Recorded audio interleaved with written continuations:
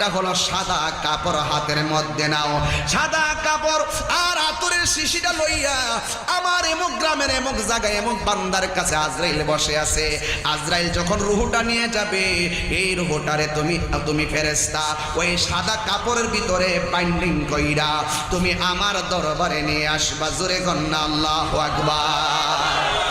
এ আমার যুবক বাহেরারি, ও মুরব্বি আব্বারা, ও আমার পরদানশীল মা ও বোনেরা, দেশ বিদেশে যারা লাইভ থেকে ওয়াজ শুনতেছেন, আমি ঘোষণা অনুযায়ী বলতে চাই, এবার ইমানদারের কাছে আজরাইল এসে সালাম দিবে। আর যদি বেঈমান হয়ে যান, সুদখোর হয়ে যান, ঘুষখোর হয়ে যান, আর যদি নবীর বিদ্বেষী হয়ে যান, ওলি বিদ্বেষী হয়ে যান, আজরাইলে সালাম দিব দূরের কথা, আজরাইলে তোমার সামনে এমন ভাবে দাঁড়ায় যাবে, আজরাইলকে দেখা মাত্র তোমার শরীরে তাজা তাজা রক্তগুলা পানি পানি হয়ে যাবে, রগগুলা টাস টাস করে ছিঁড়ে যাবে, হাড্ডিগুলা টাস টাস করে খুলে যাবে।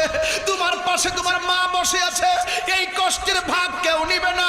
তোমার পাশে তোমার বোন বসে আছে, এই কষ্টের ভাগ কেউ নিবে না। তোমার পাশে তোমার পরিবার বসে আছে, তোমার কষ্টের ভাগ কেউ নিবে না। কথা বলেন ঠিক কিনা? ঘরের মানুষ মনে করবে তুমি মনে হয় পেটের ব্যথায় কাতরাইতাছো, একটা অ্যাম্বুলেন্সে ফোন